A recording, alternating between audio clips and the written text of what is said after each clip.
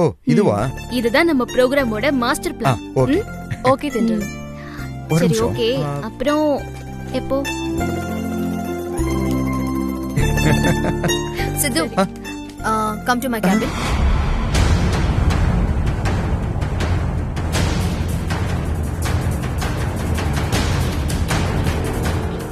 சித்து, நான் உங்களை தான் கூப்பிடுறேன், வாங்க.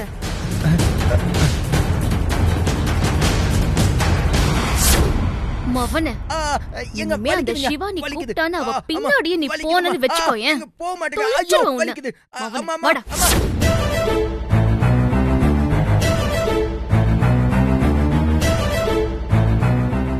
சித்து, என்ன நின்னுட்டே இருக்கீங்க?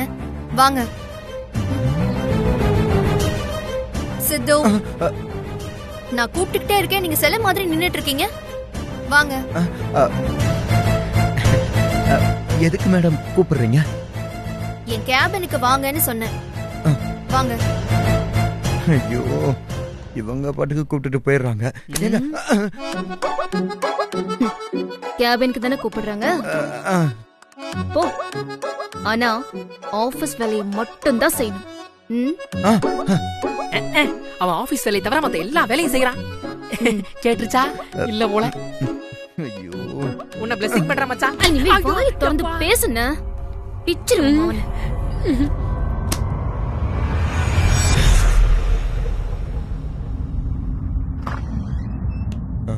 Excuse me madam.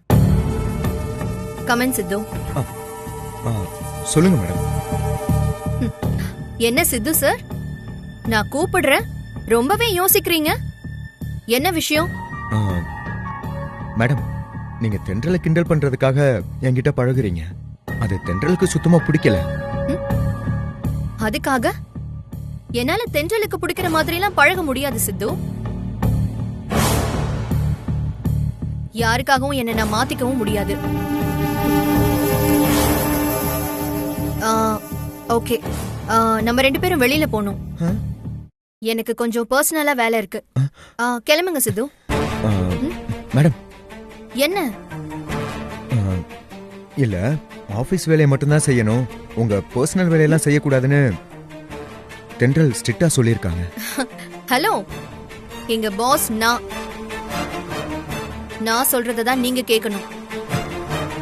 Madam okay madam, ஆனா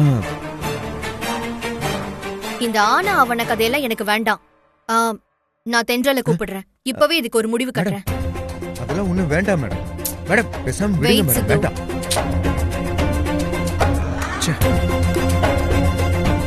hello ma'am. Thendral, come to my cabin. Okay ma'am.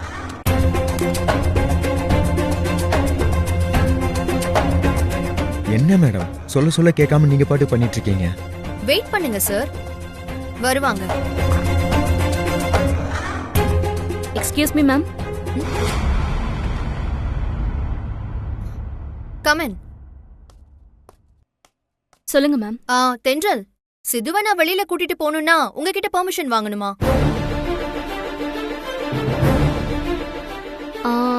அபிஷியல்னா தேவையில்லை மேடம். உங்க பர்சனல் வேலைனா சித்துவை நீங்க கூப்பிடுறது தப்புதான். ஓ, நான் அபிஷியலா தான் கூட்டிட்டு போறேன் மேடம். அப்போ தப்பே இல்ல, கூட்டிட்டு போங்க. இப்போ ஓகேவா சித்து? கம் ஆன், நம்ம போலாம்.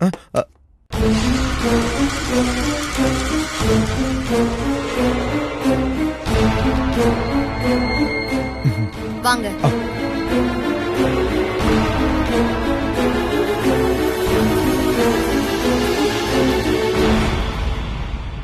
இவ உண்மையிலேயே அபிஷியல் வேலையா தான் கூட்டிட்டு போறாளா?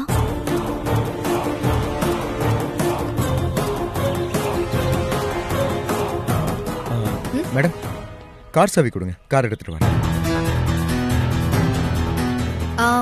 சித்து, கார்ல போனா டிராபிக் ஆகும், சீக்கிரம் போக முடியாது. உங்க பைக் எடுத்துட்டு வாங்க, நம்ம பைக்ல போலாம். பைக்கா? டைம் ஆகுதுல்ல. Okay madam.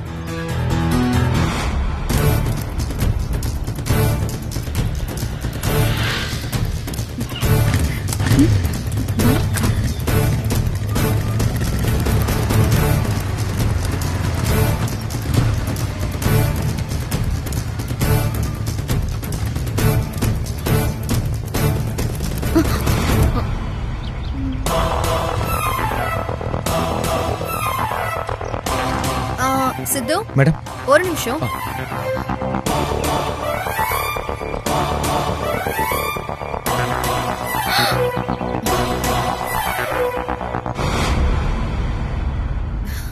சித்து போலாம். Okay madam. ச்சே, பின்னாடி எப்படி ஒட்டிட்டு போறா பாரு. ச்சே.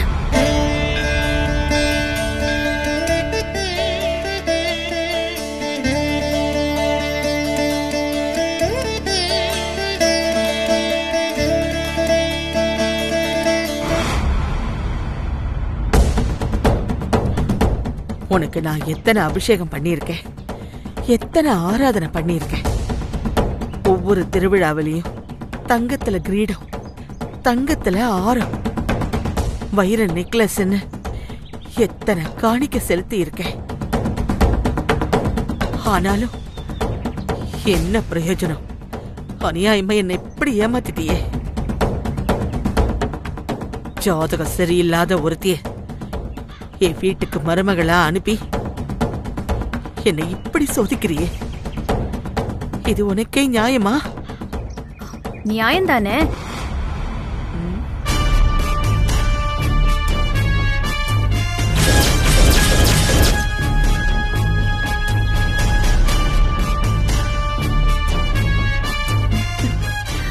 நல்ல மனசுள்ள நியாயமானவங்களோட வேண்டுதலை தான் கடவுள் நிறைவேற்றுவாங்க.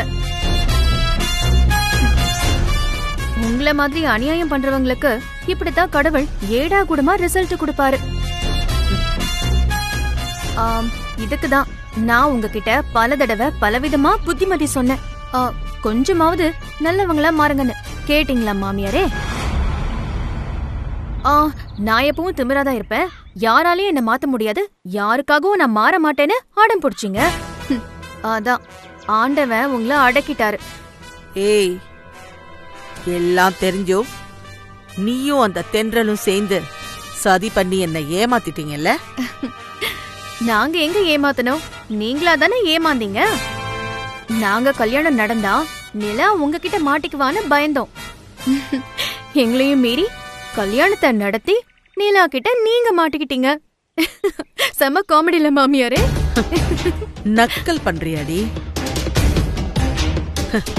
சிங்கம் நடந்தாலும் சிங்கம்தான், படுத்தாலும் சிங்கம்தாண்டி. அந்த நிலா ரொம்ப நாளைக்கு என் வீட்டுல இருக்க மாட்டா. அவளை சீக்கிரமாவே நான் வீட்டை விட்டு துரத்துவேன். ஐயோ மாமியாரே, என்ன இந்த நிலைமையிலயும் காமெடி பண்ணிக்கிட்டு இருக்கீங்க? இனிமே நிலாவை வீட்டை விட்டு துரத்த உங்களால முடியுமா? பாத்து மாமியாரே, நிலா உங்களை வீட்டை விட்டு துரத்தாம இருந்தா சரி. ஆஹா. அப்புறம் நான் கேள்விப்பட்டேன், ஆகாஷ் நிலா கிட்ட முழுசா சரண்டர் ஆயிட்டானாமே.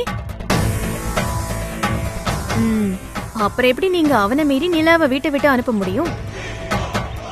ஏண்டி முடியாது?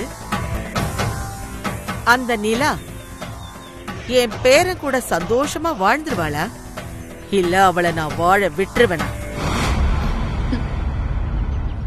ஆகாஷுக்கு தெரியாம முடிஞ்ச அளவுக்கு நான் அவளை டார்ச்சர் பண்ணுவேன். நான் கொடுக்கிற டார்ச்சரை தாங்க முடியாம துண்ட காணும் துணிய காணும்னு ஆகாஷ விட்டு பிரிஞ்சிடுவா. நான் பிரிச்சு காட்டுறேன்டி. ஓ அப்படியா? முடிஞ்சா பிரிச்சு காட்டுங்க. அப்புறம் இன்னொரு விஷயம், மண்டபத்துல தென்றல் கூட நான் சேர்ந்து நிலா வாழ்க்கைய காப்பாத்துறதுக்கு தான் விடிய விடிய போராடினேன். ஆனா கல்யாணம் நடக்கும்போது நான் கம்முன்னு நின்னுட்டேன். அது ஏன்னு சொல்லுங்க? அதுக்கு கொஞ்ச நேரத்துக்கு முன்னாடிதான் எங்களுக்கு நிலாவோட ஜாதக விஷயமே தெரிய வந்துச்சு. இந்த ஜாதக விஷயம் உங்களுக்கு தெரிஞ்சுட்டா அதுக்கப்புறம் இந்த கல்யாணத்தை ஸ்டாப் பண்ணி நீங்க எஸ்கேப் ஆயிடுவீங்கன்னு நினைச்சோம். அதனாலதான் நானும் ஆஃப் ஆயிட்டேன். அப்புறம் கல்யாணம் முடிஞ்சதும் நான் உங்ககிட்ட ஒன்னு சொன்னனே, ஞாபகம் இருக்கா? உங்களோட கடைசி மணிய நீங்களே அடிச்சிட்டீங்கன்னு. இது நிலாவுக்கும் ஆகாஷுக்கும் மட்டும்தான் கல்யாணம். ஆனா உங்களுக்கு கடைசி மணி. உங்களோட கடைசி மணிய நீங்களே அடிச்சிட்டீங்க. ஏய், என்னடி வளர்ற? அதுவா, நான் சொல்றதுக்கான அர்த்தம் இப்போ உங்களுக்கு புரியாது, ஆனா கூடிய சீக்கிரத்துல புரியும். அது இந்த ஜாதக விஷயத்தை வச்சுதான் நான் சொன்னேன். சரி விடுங்க, கல்யாணம் நல்லபடியா முடிஞ்சிருச்சு. நீங்களும் நல்லபடியா நிலா கிட்ட மாட்டிக்கிட்டீங்க. இனிமே எதுக்கு அதை பத்தி பேசிக்கிட்டு, வேற ஒரு நல்ல விஷயமா பேசுவோமா? என்னன்னு கேக்குறீங்களா? நான் கூடிய சீக்கிரமே ஒரு நல்ல தேதியா குறிச்சு என் பையன் சித்துவுக்கும் தென்றலுக்கும் கல்யாணம் பண்ணி வைக்க போறேன். என் பையனோட பாட்டிங்கிற முறையில நல்ல மனசோட கல்யாணத்துக்கு வந்து சந்தோஷமா வாழ்த்திட்டு போங்க, சரியா?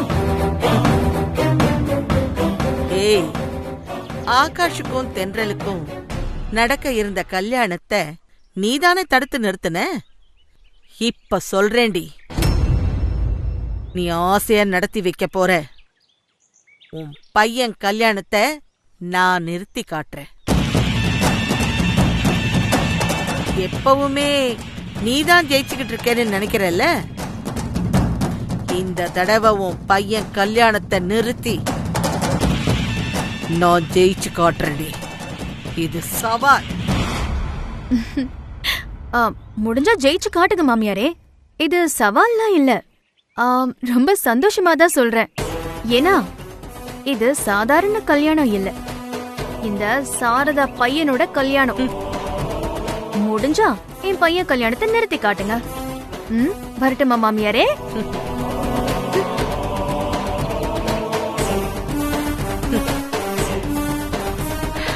நிறுத்தி காட்டுறேன்டி. இந்த முறை நீ என்ன தோக்க விட்ட அப்புறம் நான் அந்த சாரதாவை மட்டும் இல்ல, அவ பையன் சித்து தென்றல் 3 பேரையுமே கொன்னுடுவேன்.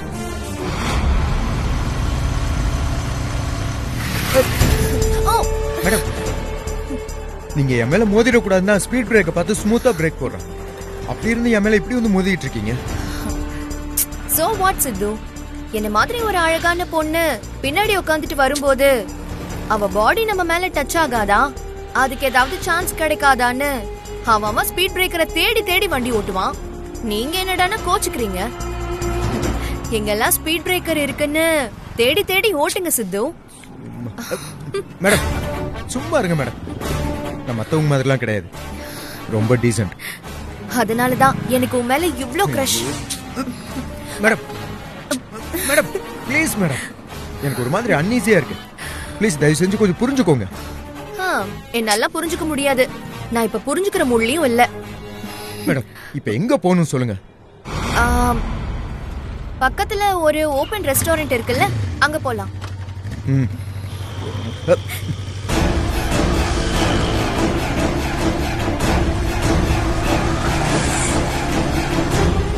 யார் இவ? புதுசா இருக்கா? இவ இதுக்கு இவன் கூட இவ்வளவு க்ளோஸா போற? தப்பா இருக்கே. 2 பேரும் எங்க போறாங்க? கற்பையா, வண்டியை திருப்பிட்டு அந்த வண்டியை ஃபாலோ பண்ண.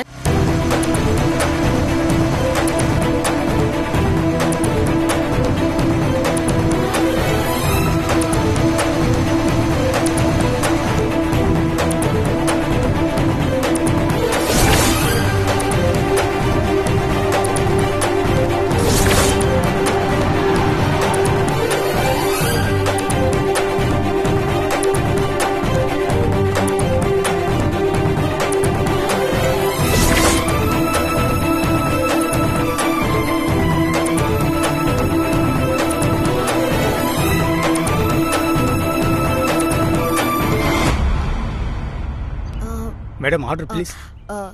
சித்து என்ன சாப்பிடலாம்? உங்க இஷ்டம் madam. 2 butterscotch. Okay madam. யா.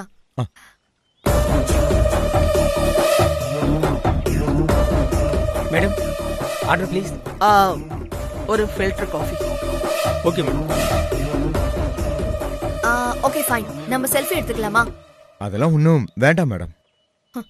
என்ன சித்து, செல்ஃபி கூட வேண்டாங்கறீங்க? இருங்க, எடுத்துக்கலாம்.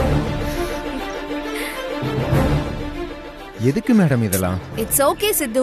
எவ்வளவு நாளாச்சு நம்ம செல்ஃபி எல்லாம் எடுத்து? சித்து, இங்க பாருங்க, இங்க பாருங்க. என்ன மேடம் பண்றீங்க?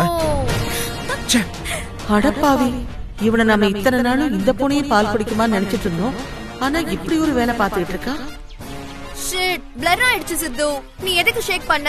One more please please please please. யார் இவ? லவ் பண்ற பொண்ணு மாதிரி இப்படி கொஞ்சரா? இந்த விஷயம் தென்றலுக்கு தெரியுமா? நாம தெரியப்படுத்துவோம்.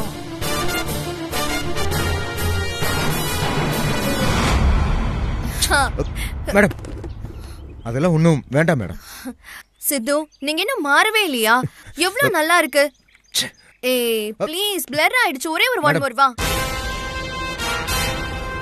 சித்து ப்ளீஸ் சித்து, எனக்காக. மேடம் வேண்டாம் மேடம், விடுங்களேன். எனக்கு தெரியாது, இப்ப நம்ம போட்டோ எடுத்தே ஆகணும்.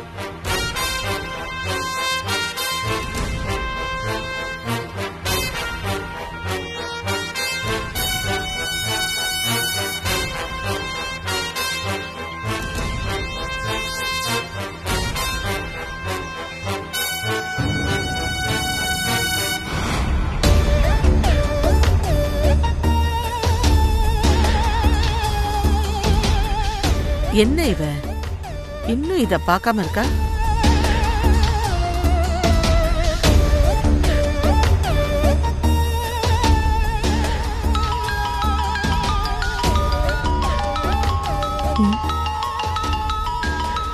இவங்க எதுக்கு நம்மளுக்கு கால் பண்றாங்க? ஹலோ, என்னம்மா தென்றல், உன் வருங்கால புருஷன் வேற ஒரு பொண்ணோட ஹோட்டல்ல ரொமான்டிக்கா செல்ஃபி எடுத்துட்டு இருக்கான். அது உனக்கு தெரியுமா? என்ன சொல்றீங்க நீங்க? நான் உனக்கு ஒரு வீடியோ அனுப்பியிருக்கேன், அதை ஓபன் பண்ணி பாரு. திரும்ப கூப்பிடுறேன்.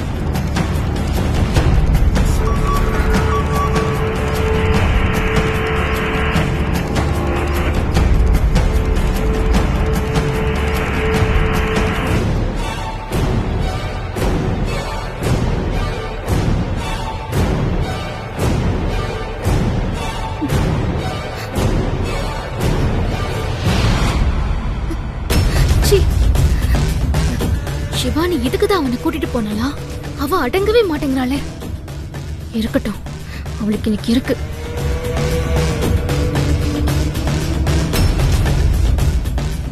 இந்த வீடியோ அனுப்பி ஆண்டாள் பாட்டி நமக்கும் சித்துவுக்கும் பிரச்சனையை உண்டு பண்ண நினைக்கிறாங்களா? அதுக்கு நம்ம இடம் கொடுக்க கூடாது.